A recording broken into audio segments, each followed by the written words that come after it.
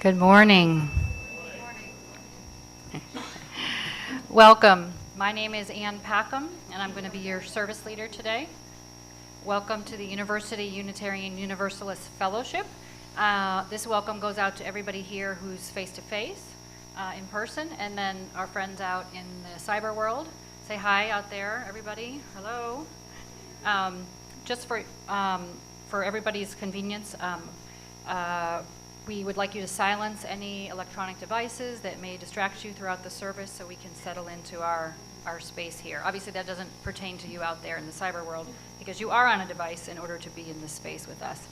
Again, my name's Ann Packham, and I have been a member here, I think, going on 10 years maybe, and it's my pleasure to welcome you. Before we get into the actual meat of the service, we allow our committee chairs to let us know if they have any announcements for events that are coming up or things that are coming up in the near future. So if you'd like to come to the microphone here, that would be great.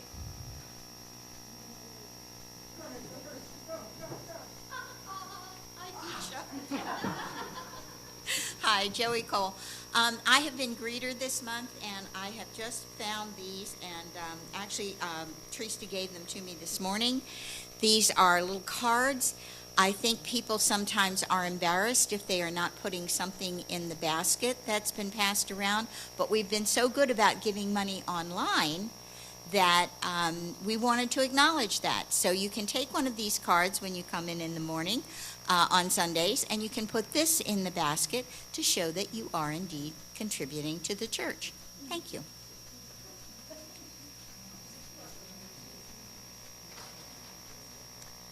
Good morning, Lorraine Williams for Pastoral Care. First of all, Dave Simons asked me to let the community know that he has come into possession of a walker and a transport wheelchair. And if anybody in the community has need of that, email Dave Simons, dsimons@uuuf.org, and he will be happy to unload them. Also, we finally got the clearance on ADRC. The Sunday service on the August 21st is going to be presented by Alzheimer's Dementia Resource Center, and they are people who deal primarily with taking care of the caregivers for people involved with caring. They're going to be here Sunday, and we are going to have a lunch and learn after that. There's going to be some kind of sign up for that so we know how many sandwiches to get and all that, but that'll come later. But just do keep that in mind if you have anybody that you are caring for, that you might glean some information.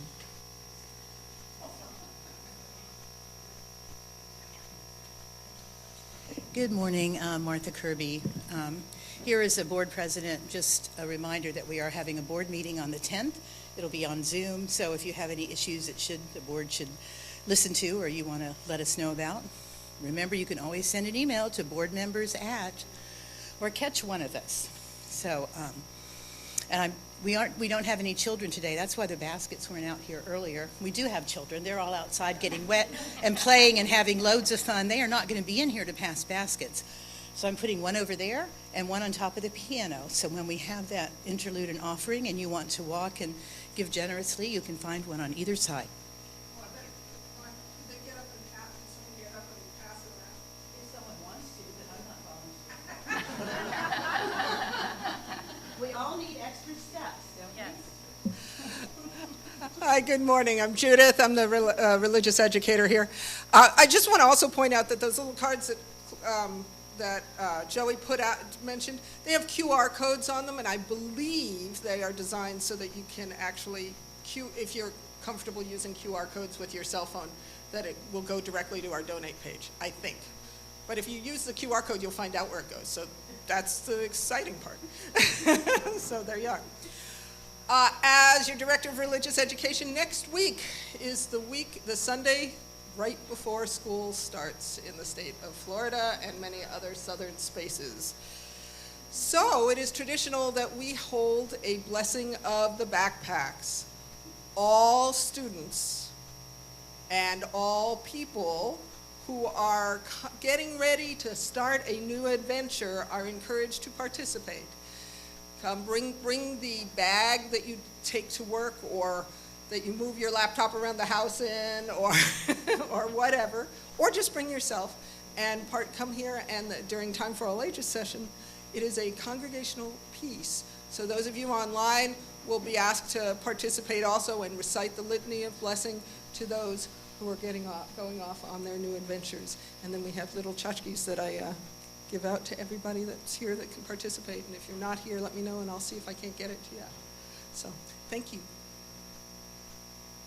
I'll just wear my hat for a second. The council, which is made up of the committee chairs, meets this Thursday at 7, also on Zoom. So if you're a committee chair, please be there or send a representative Zoom. And if you don't know what I'm talking about, just see me after.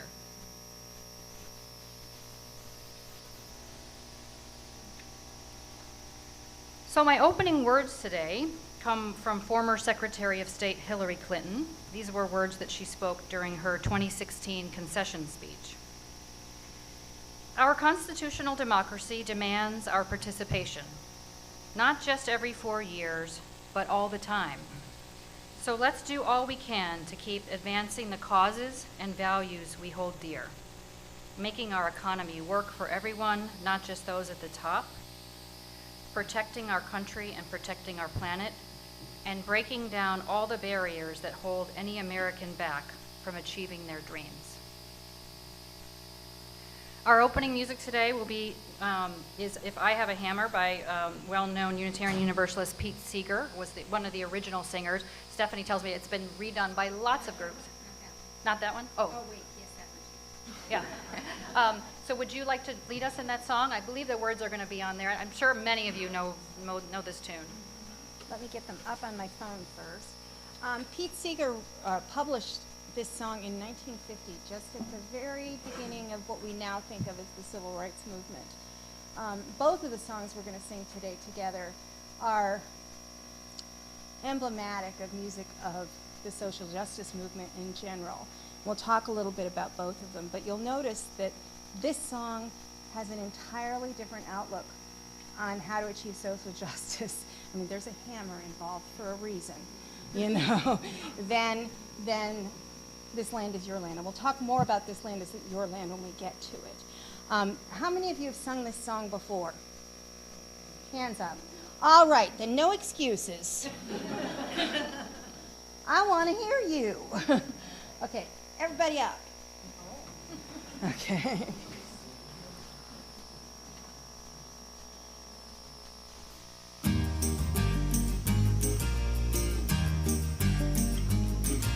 If I had a hammer, I'd hammer in the morning, I'd hammer in the evening, all over this land.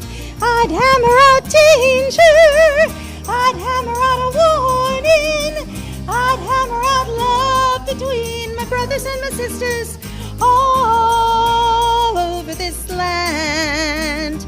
If I had a bell, I'd ring it in the morning, I'd ring it in the evening, all over this land. I'd ring out danger, I'd ring out a warning, I'd ring out the love between my brothers and my sisters, all over this land. If I had a song, if I had a song, I'd sing it in the morning, I'd sing it in the evening, all over this land.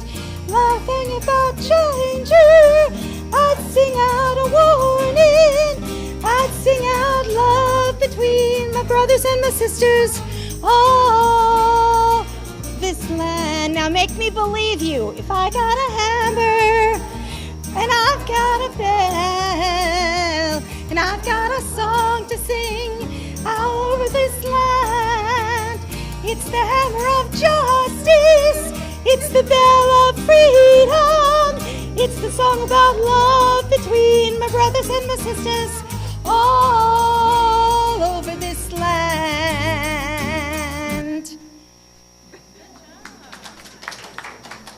Okay. Our chalice first letter today is Karen Cowden. Karen is celebrating 1 year since her 50th birthday, and her joy is that she got a remote starter for her car. And please say together as she lights the chalice, in the light of truth and the warmth of love, we gather to seek, to sustain, and to share. Thank you.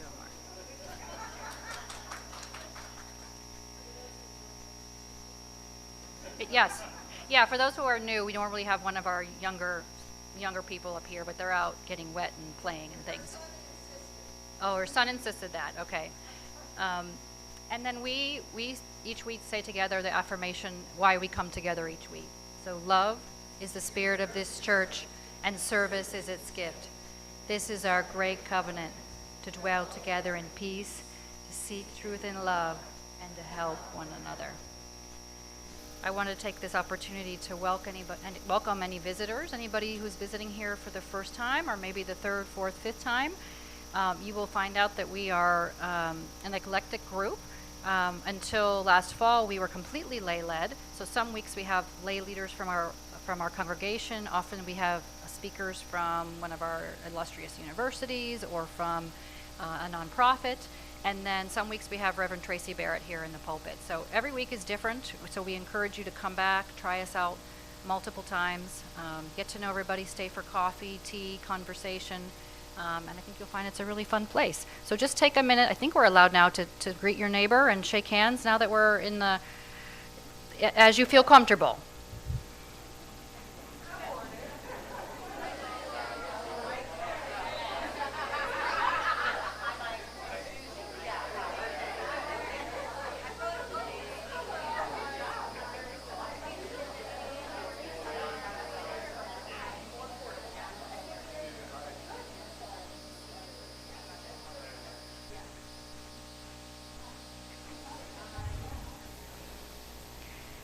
We'll have more time after the service to kind of get to know each other better and socialize, which is it's really nice.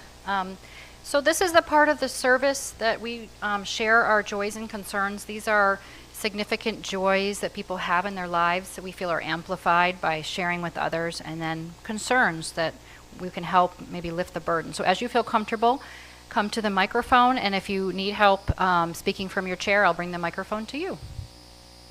And I'll drop a stone in the water, which I always forget to do, to symbolize your joy or concern. Hi, I'm Janet Levins, and this is my husband, Gary. We have one big joy and one little concern. And our big joy is just last night we got back from a trip to Kenya. And this is our first time in sub-Saharan Africa, and it was fantastic. It was privately guided with local guides, and it was mainly focused on birds and wildlife, but we learned so much about the culture and the geography and the politics and everything. It was just fantastic.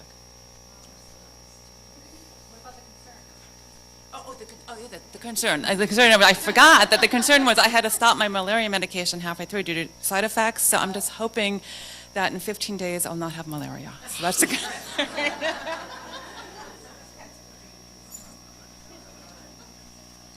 I think we're all with you on hoping that becomes true. Yes. So I'm Martha Kirby, and I am up here because I have a joy I hardly ever share, but I am leaving this afternoon for my month away in North Carolina. Woohoo! So I will still be accessible on email and phone, but not quite as quickly response as usual. So just, I'm looking forward to it. I just can't wait to have nothing to do. So we'll see how it goes. Hi, Chloe Hatfield. So I have a lot of joys. The joy is that on Friday it was my birthday. I have turned 26 and had a fantastic day on my actual birthday where I got to end it over at Judith's house, and she was a wonderful host and made me have a very special birthday, and we got to watch a cool movie, Jaws. Right, great birthday movie, right? Yesterday, one of my best friends, two of my best friends threw a party for me. It was a small party, but we went out for dinner, and then I came home, and there were decorations. It was really nice. And today, I got to spend my birthday weekend over in RE with the kids, so that's why I'm looking a little wet right now because we were doing water day, but I'm also going to Aquatica right after, so I probably won't be able to stay for the service, but I just wanted to see you all and say hello, good morning. Thank you for being awesome.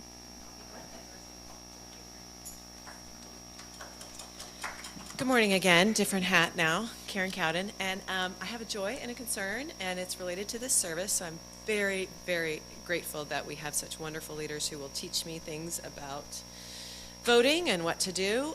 Just as a mom of a young boy and a feminist, I have a very deep-seated concern about how I nurture him to be one of the males who makes a lot of decisions. I mean, we need more females in politics, of course, but at this time, I want to at least be the mom who nudges and encourages that beautiful brain of his to be more human in his development. So that's it. Just keep that in your heart as young men are around your charge. So thanks. Yeah, I have a concern. My brother, some of you know, is in assisted living in Maryland, and he fell, and he was out walking with an aide, and he fell, and he's pretty, even though he's 9 years older than I am, he is, in good shape and whatever, so I don't know exactly how he fell, but they sent me a picture, and it looks awful. However, they took him to the hospital and they didn't keep him. So I think it's a superficial kind of thing, but it's very much a concern. If you could keep him in your thoughts, I'd appreciate it. Thank you.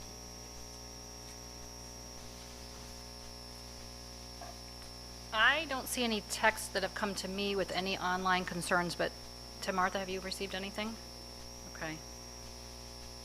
We're going to hope that all things that are online somehow get to us, and we will take a moment of silence just to meditate a little bit on, the great joys. We've heard a lot of joys today. It feels really upbeat, but there also are some concerns, especially in our world and individually in our lives. So let's just take a moment to think about that and meditate as you feel comfortable.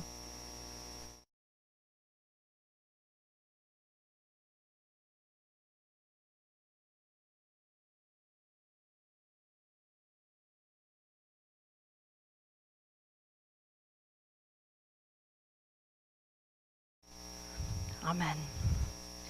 All right, we have our Director of Religious Education, Judith Stein-Farrell, who will be doing the Time for All Ages today. Take it away, Judith.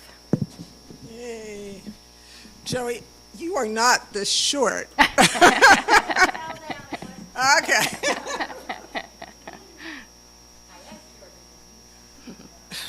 So is my daughter, but neither of you stand short. So. So Reverend Tracy and I had a chat about this Time for All Ages today, and she had an idea. She handed me a book that I'm not reading for a couple of reasons. First of all, because even though it's small, it is way too long, but it's called The Great Silent Grandmother Gathering, and it's a beautiful little story, and at some point, you should all sit down and look at it or find it and read it, because it's a beautiful story. But what it did was inspire a consideration about what we're doing today, what we're going to hear about today, and individuals as Unitarian Universalists considering our impact on our world. As Unitarian Universalists, we've got currently 7 principles. Those are in discussion right now, and there's an 8th that's probably going to be massaged into the works in the next couple years, which is really important. But the 2 that I'm focusing on today is our 5th, which is the right, the use of the the right of conscience and the use of the democratic process in our congregations and beyond. And our 7th principle, the interdependent web of all existence of which we are a part, which some people talk about it being part of. The kids' version is that we take care of Earth's lifeboat, but my version of it is that everything we do matters. What we do in this world matters. So I thought, as a Time for All Ages, whether our kids were here or not today, we would participate in something that would demonstrate our potential effect on the world, which was inspired by this and inspired by our principles. I have planted 4 people in the congregation, so there are 4 quadrants. Number 1, the first quadrant is going to be, Michael's going to be the plant, but is in the back of the corner of the room. So from behind Barry to that corner. So when you hear Michael, you'll respond as I'm going to give you instructions to do in a minute. Who has number 2? Okay, John. So that's the back left hand of the side of the congregation. Who has number 3? Maddie has number 3, so that's the front of the congregation, and number 4 is Janet over there. So from Barry forward on that side. Yes. So from Dave and Chloe forward, or Dave and Joey forward on this side. Thank you, John. So what I'd like to do is for about 20 seconds, I'd like you to turn to, I'm going to give you a full set of instructions, so don't start yet. You're going to turn to your neighbors and talk about something that is important to you personally for a little bit. And then I'm going to come over here and I'm going to hit the chime. The chime's still up there, right? On the pulpit. And when you hear the chime, Michael, number 1, is going to get up and say a phrase. And then I want the entire quadrant number 1 to stand up as you're willing and able, or just participate as you're willing and able, and repeat the phrase. And then stay where you are and stay quiet. And then I'm going to say, hit the bell again, and then quadrant number 2. And then I'm going to do the same thing. And then I'm going to hit the bell again, and quadrant number 3 does the same thing, and that will be, so quadrant number 2, you'll hear John's voice. Quadrant number 3, you'll hear Maddie's voice. And quadrant number 4 will be Janet's voice. You weren't supposed to peek. They were taped closed, but that, okay. And so what will happen again is, when you hear their voice, then you will repeat their statement. Okay? All right? All right, for the next 20 seconds or so, turn to your neighbors and have a chat.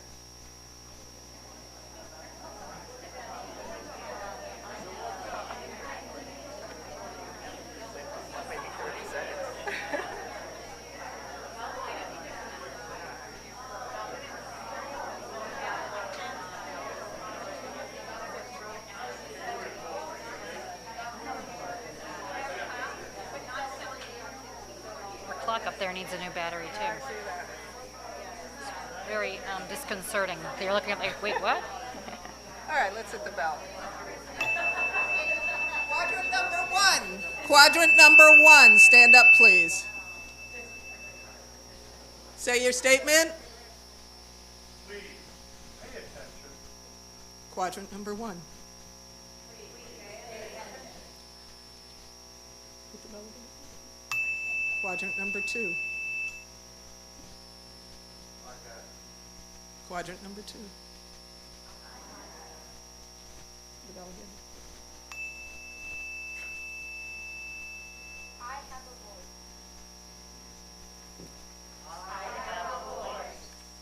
Quadrant number 4.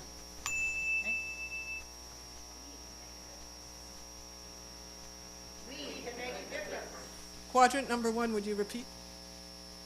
Please pay attention. Quadrant number 2.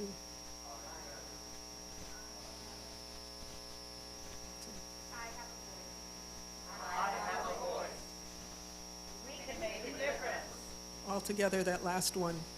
We can make a difference. Thank you.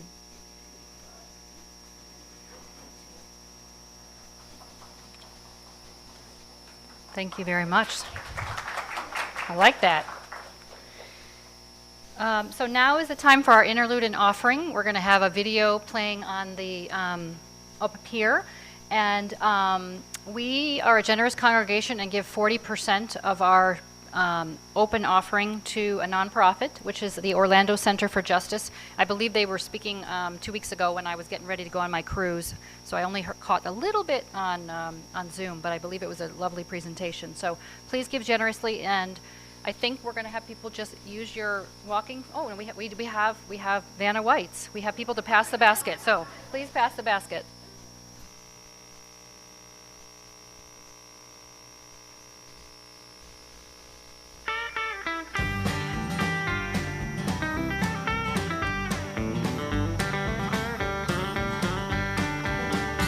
If you see something that's wrong, raise your hand and say that's wrong. Point it out and name that thing by its name. Don't stand by and stare. If it's wrong, it's your affair. Don't be quiet, make a riot, be a pain. Be a pain, shout about it and complain. Ignore the crowd and go against the grain. Don't be polite, raise your voice and do what's right. Be a pain, be a pain, be a pain. When Rosa Parks sat on that bus, she chose to make a fuss. She chose to break the rules and take the blame. Her choice to sit and fight helped to bring on civil rights, because one strong woman chose to be a pain. Be a pain, shout about it and complain. If they say you have to move, say I'll remain. Don't be polite, raise your voice and do what's right. Be a pain, be a pain, be a pain. Harvey Milk chose to run for the council board and won, even though folks said you can't because you're gay. One brave LGBTQ elected leader ran and knew you can change things if you choose to be a pain. Be a pain, shout about it and complain. Tell them I won't let you make me feel ashamed. Don't be polite, raise your voice and do what's right. Be a pain, be a pain, be a pain.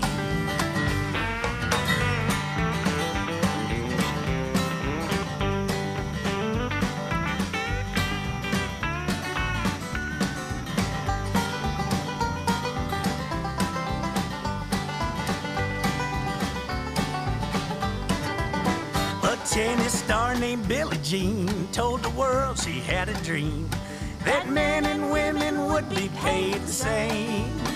She refused to hit that ball till there was equal pay for all. She was a king because she was a royal pain. Be a pain, shout about it and complain. If they refuse to pay, refuse to play the game.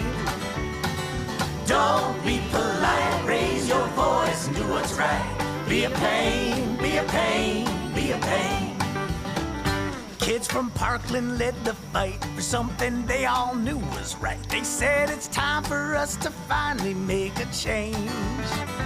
If adults can't compromise, we must go march for our lives. They spoke out and led the charge.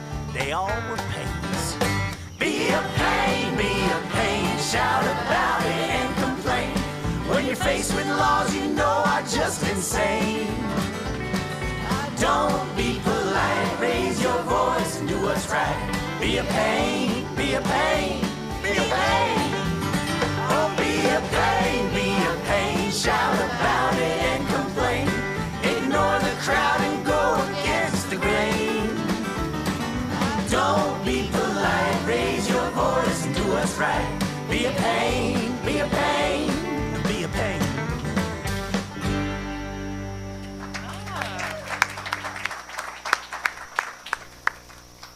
Wow, that's awesome. Oh wait, we don't need to sing our children out because we don't have any children here, right? But normally for those who are visiting, we would sing our children to go back to their RE classes, but they're all back there already having fun. So we won't do that today. So we have two speakers from our congregation today who will be talking to us about election, voting rights, and everything in between. They have very long, illustrious backgrounds, so I'll just give you a little smidgen, and they can tell you a little bit more about themselves. But we have Marianne Feldheim. She's a professor emerita at the School of Public Administration at UCF, right? And she served as department chair and then the founding school director for 10 years. She was instrumental in the creation of the Master of Nonprofit Management, the Master of Urban and Regional Planning, and the Master of Research Administration. She was actually the first woman to earn tenure in the Department of Public Administration at UCF. Currently, she's a member of the School Public Administration Nonprofit Management Advisory Board. In addition, she's also very active in the League of Women Voters of Seminole County and is currently serving as the chair of the Women's Issues Committee and publishing the monthly newsletter. Evelyn Chiland has been a longtime member of our congregation. Evelyn told me that her first degree was called nursing home administration. I don't even know if that degree really exists anymore. Business administration, NHA. So focusing on that, and she did that for a number of years, and then went on to get degrees in political science, including a master's in political science, and worked in the advocacy field in Washington, D.C., working particularly for elderly, working toward help for the elderly poor for a number of years. She's happily retired, but staying very active in politics. So I will turn it over to these lovely ladies to give us more.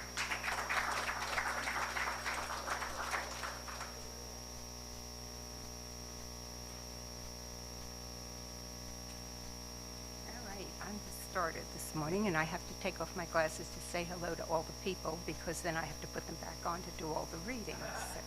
So. Great to have all of this. I was intrigued by the song, and why don't you have a seat for a little bit?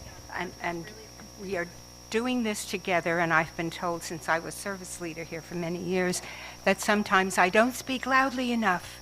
So there, is that better?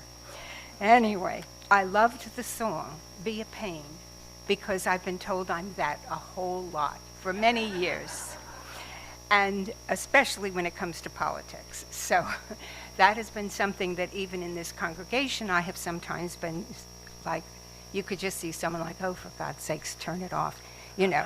But anyway, so when I say we are doing a political discourse today, it immediately comes to mind that for quite a few years, we have heard when people do joys and concerns that someone says, you know, and don't do politics. And I think that we got into a position of semantics there, because I think that what politics possibly means to most people these days is screaming, yelling, lying, carrying on in general, and therefore let's not have any of that, which I fully understand. But UUs are a political group. We have always been. We have had people literally die in terms of political use over our history. And here, this is our UU magazine, one of them. UUA urges year-long focus on Election Day. So we do promote politics, and we have had a number when we talk about reproductive rights here, when we have talked about racism here. These are all political issues. So I sort of put in here the politics dictionary. Politics has 4. One is the science of government, what kind we have. Second, the affairs or activities of those engaged in controlling our government. The principles, aims, or policies of a government, which way it is tending, and which way we're going. And of course, that incorporates our principle number 4, and the acts or practices of those, we don't use names, who seek any position, and what do they really stand for.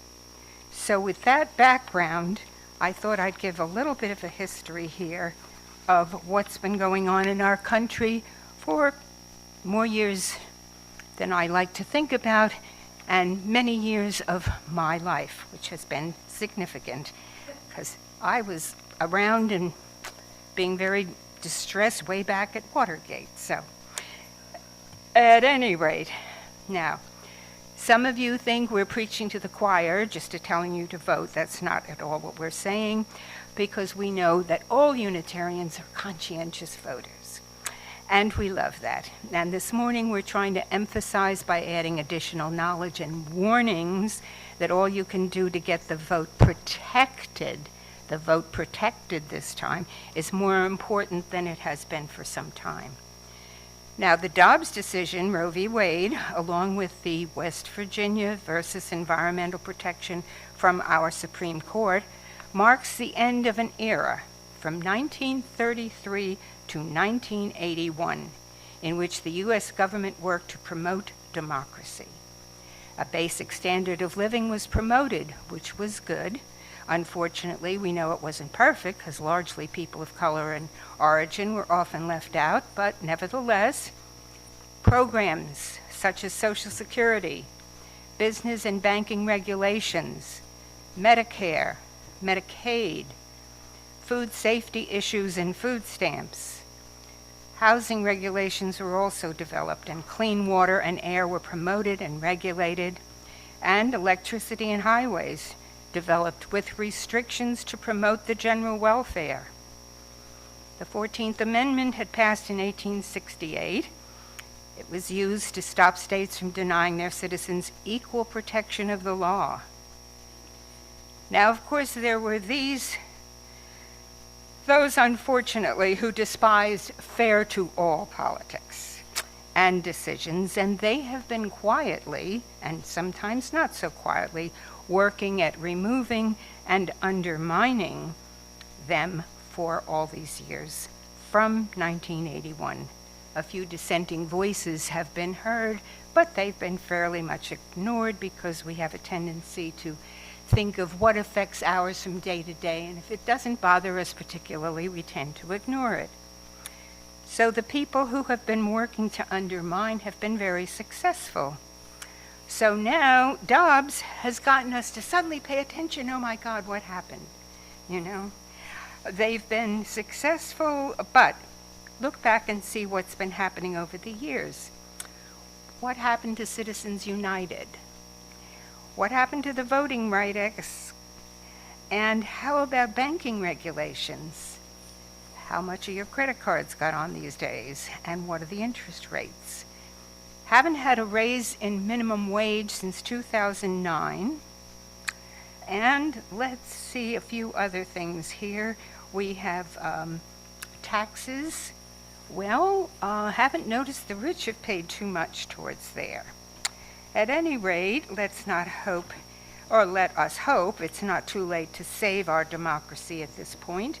And what we are encouraging is not only to vote with your principles, but to look at them carefully, especially principle number 4, the right of conscience and the use of the democratic process within our congregations and in society at large.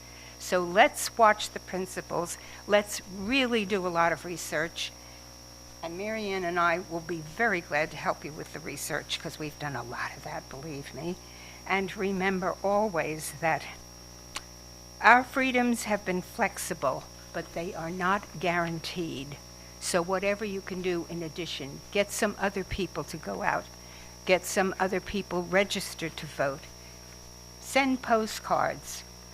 Marching these days doesn't really seem to do very much. We get a lot of that ignored, but individual care, especially, when it comes to the voting process. And Marianne has a wonderful PowerPoint that she has prepared, and she will take over to do that and to help you all out. And we will both be available for any research in the future that you need between now and the elections. Thank you. Very nicely done.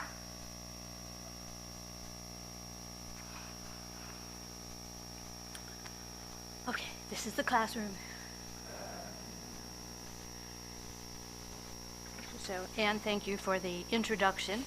Just for, transparency and open. I started when I retired in 2019 to come here. I was down at 1U. I checked out 1U. I checked out here. You won. Well, that's right. It was the greeters at the door. So you're a wonderful congregation. I'm thrilled to be a member. So I did, when Martha said, what song do you want? I have to admit I was the one if I had a hammer, because I am hammering out a warning and hammering out danger, because we have never in my lifetime been this close to losing democracy as we understand it. Civil rights are taking a terrible hit, both in the courts and in the legislature. So this is the time. Act now. So what I'm going to share with you, we've put together, basically it's resources. And all of you have this. We had it put on and I'm going to make sure that I've got this here going. All right. So Evelyn alluded to it. We are in a culture war. People call it this. There are those who are advocating values that are the antithesis of ours. And that's very clear. And when you look at policies that are being enacted, especially in Florida, the version of free is quite different here in Florida than it used to be. So we need to really take some action with that. The other is, be a pain. That was wonderful. Yes, let your voice be heard. And Evelyn really shared it. We know you all are adamant about your values, but we need others. And I spent a lot of time looking at the Supervisor of Elections, the League of Women Voters, where do you find this info? Things in, say, Seminole County. I live in Seminole. If you look at the numbers, there are 114,000 Republicans, 113,000 Democrats, and almost 100,000 no party affiliation people. So we need to reach out to those people who are no party, who are open, who are willing to listen, to look, to discuss. So first of all, be sure you're registered to vote. Not everyone knows that the polls or the voting rosters were purged end of last year, beginning of this year. A lot of people lost their registration for whatever reason, whether they didn't vote or something was amiss. So be sure you are registered. It's too late for the primary, but definitely you can do it for the November 8th election. The other is be sure that you research the candidates. And it's extremely important in this primary election, because in the primary election, there are some people who are elected that you only have one chance, and this is it. So if you're looking at it, how do you research the candidates? So first of all, you can read the local paper. The Orlando Sentinel is amazing. The op-eds have been, the editorials recently have been almost all of them politically focused. Scott Maxwell certainly gives us what's going on in the world, but they also, closer to the 23rd, which is the election, they make their recommendations. So they're also doing that with judges now. The other is that where can you find the candidates? So the League of Women Voters, both Orange and Seminole, have had the forums for both school board and for judges. So I live in Seminole. I'm active in the Seminole League. Ours were videotaped, so you can find them. They are, if you go to the Seminole League's homepage under videos, you will see there's the one for the school board, which had all of the candidates in Seminole County for the school board there answering questions. They also taped the one that the Bar Association and the League co-sponsored with the judges' candidates. So both of those are there. Orange County, there is one coming up on August 10th for the judges. They did have the school board ones. I didn't find any places where they recorded that, but you might be able to check on that. So also, the other place to research your candidates certainly is the Bar Association. They do sort of rank their own and give some feedback on it.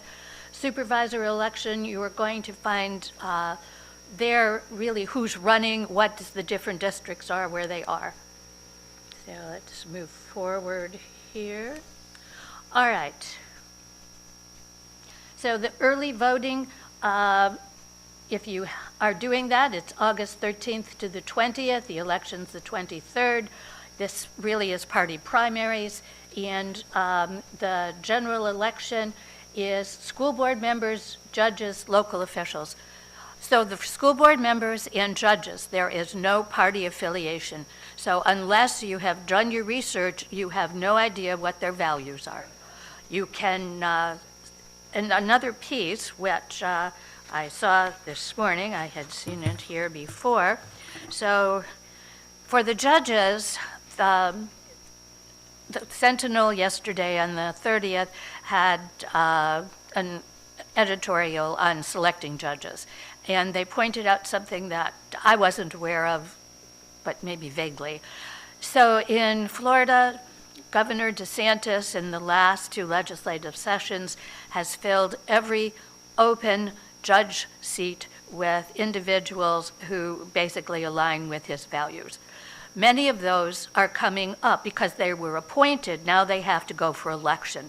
So it behooves you to research who is the incumbent, what their voting record was, and certainly you can listen to the ones for the Bar Association as to what their responses were.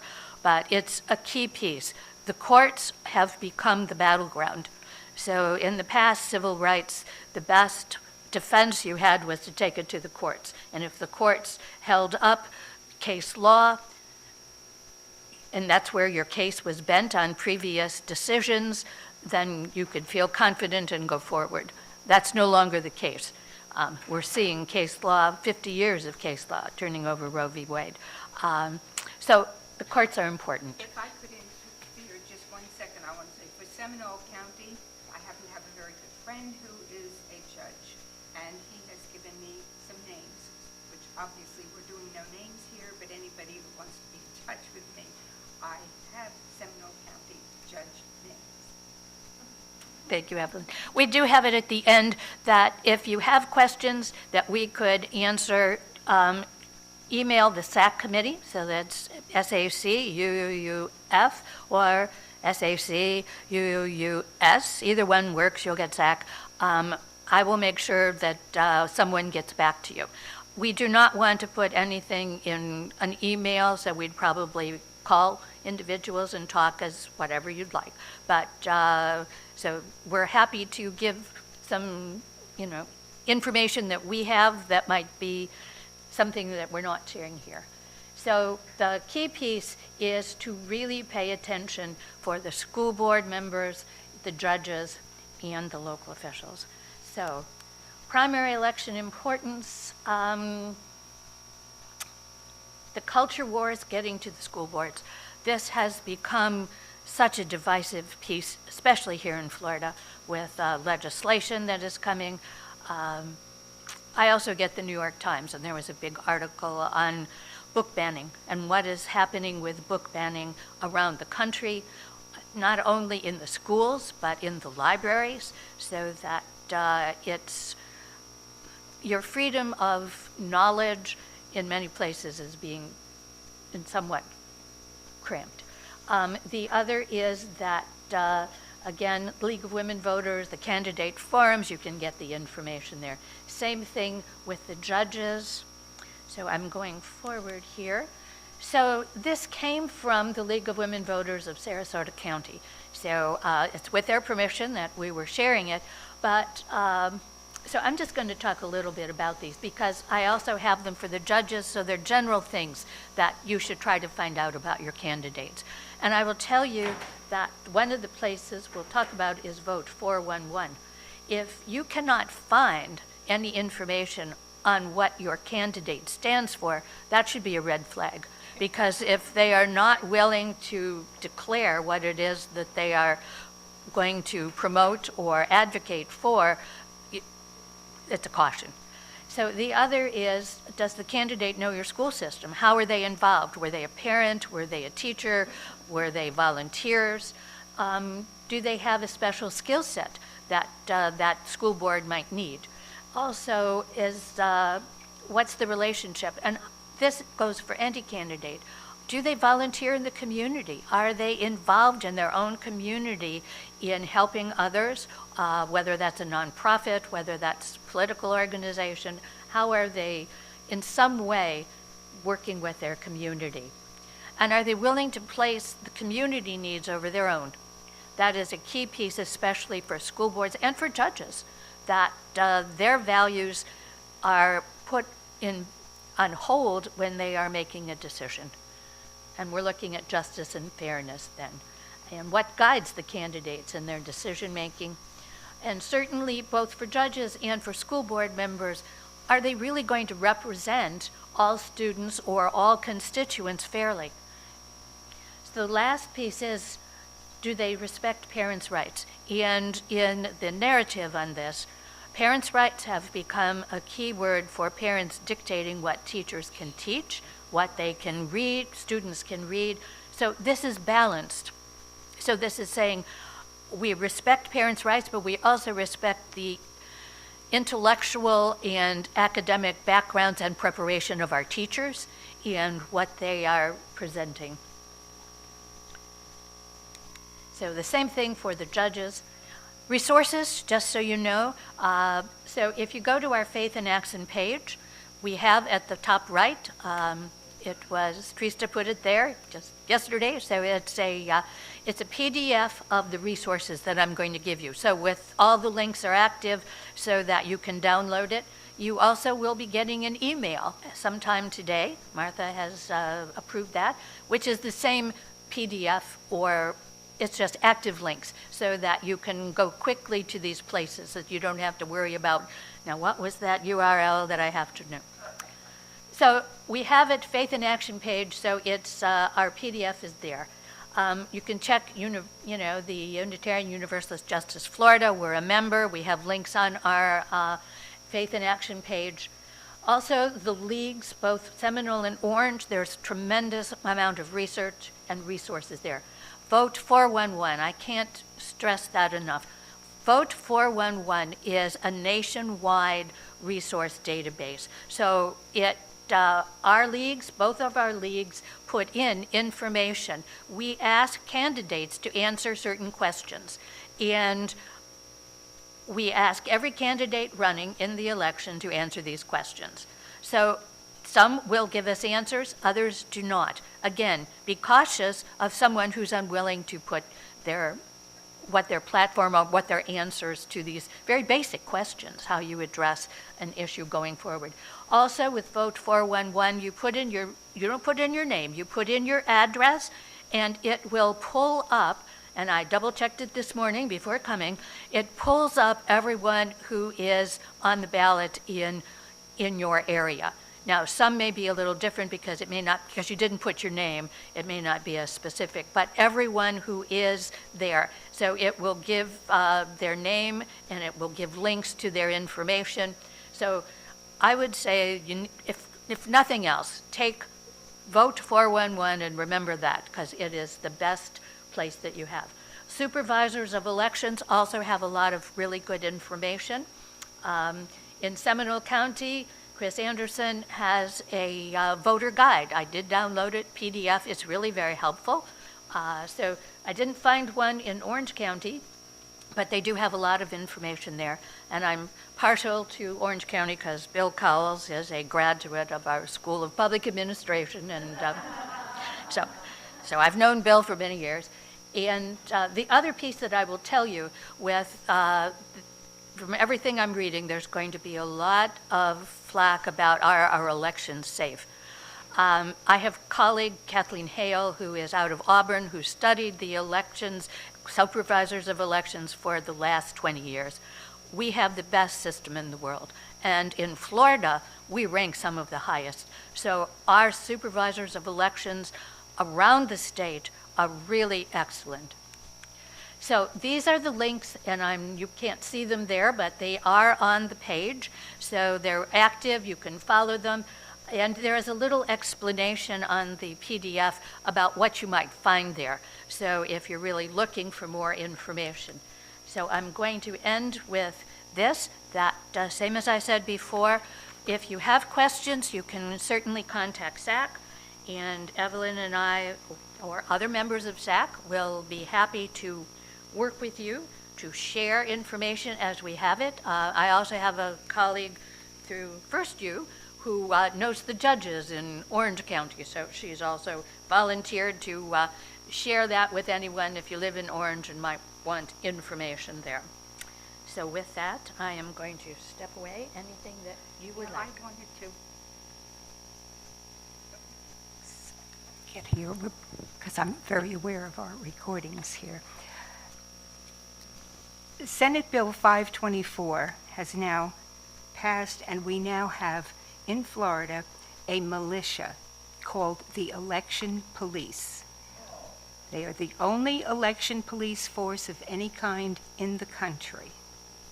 And they have now been appointed, they have a head, and they will potentially be circulating at the voting places and could be extremely intimidating to people who aren't aware.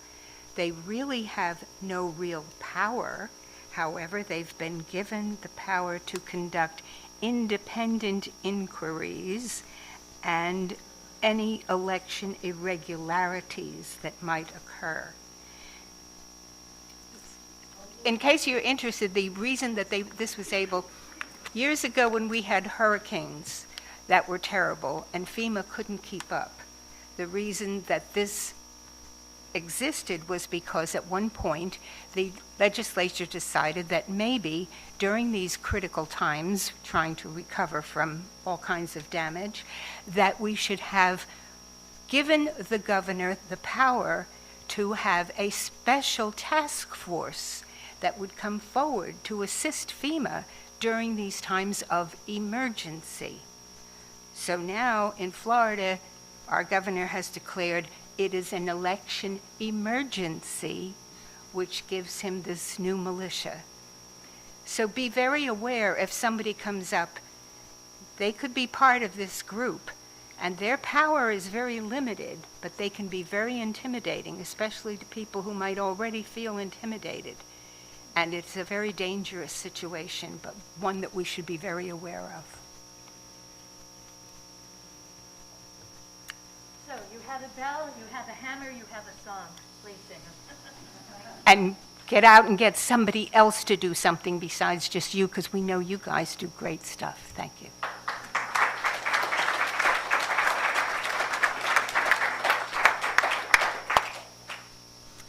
I found that very informative. I went to the poll worker training last week, and first of all, I was not told about this militia. We were told that if a member of the police force is allowed to come into elections and vote, like cast their own vote if they're in their own precinct, but nobody else. So that's interesting.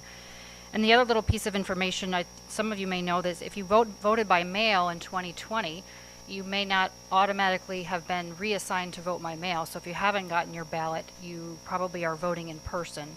And they discourage people from using their mail-in ballot as a pretend ballot and then go and swap it out for a real ballot. That's really not encouraged. But that was just those little tidbits I got from my training this week. But thank you very much. We really appreciate your help, and I'm sure you'll be around during coffee for conversation. Let's extinguish our chalice.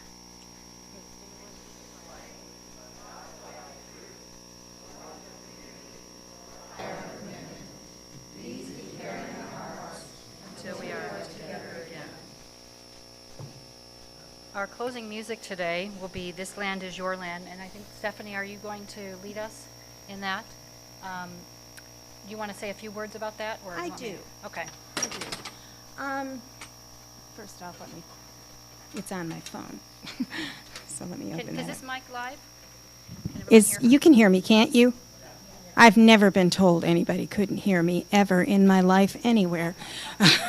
So anyway, we talked about Pete Seeger published If I Had a Hammer in 1950. Woody Guthrie wrote This Land Is Your Land just as the Second World War was ending. And it was actually published immediately after the treaty was signed. So this was a very hopeful time in the world. Everybody believed they'd conquered all evil. That anything bad out there had been vanquished or soon would be. And so I think when he wrote it, he really believed the words of this song. This land is yours, this land is mine, this land is everyone's. That was what was implied, it's what he meant. He's talked about it. Now, as he grew older, and he saw reality, and he became more cynical, like most of us.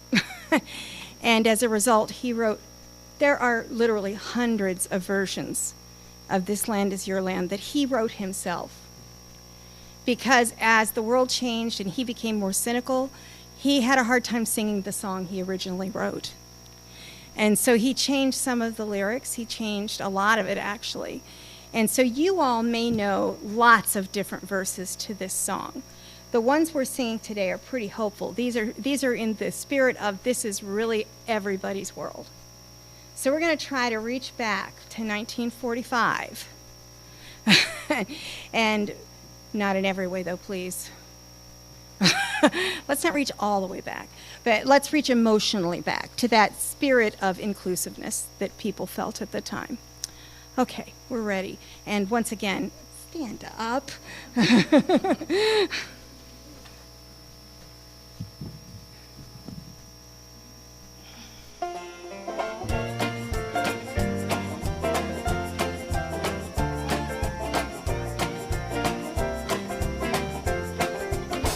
This land is your land, this land is my land, from California to the New York Island, from the Redwood Forest to the Gulf Stream waters. This land was made for you and me. As I went walking that ribbon of highway, I saw above me that endless skyway. I saw below me that golden valley. This land was made for you and me. This farmed and rambled, and I followed my footsteps to the sparkling sands of her diamond desert, and all around me our voice was sounding. This land was made for you and me. This sun was shining, then I was strolling, and the wheat fields raving, and the dust clouds rolling. The voice was chanting as the fog was lifting. This land was made for you and me. This land is your land, this land is my land, from California to the New York Island, from the Redwood Forest to the Gulf Stream waters. This land was made for you and me.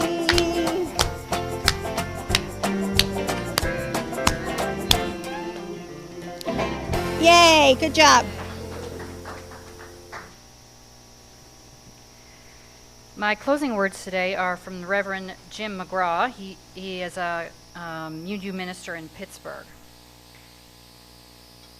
When I say go in peace, I don't mean go in mindless oblivion.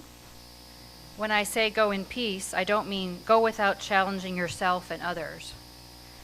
When I say go in peace, I don't mean go to utter ease and comfort. When I say go in peace, I mean go in peace seeking justice. I mean go in peace committed to equal rights and opportunities for all.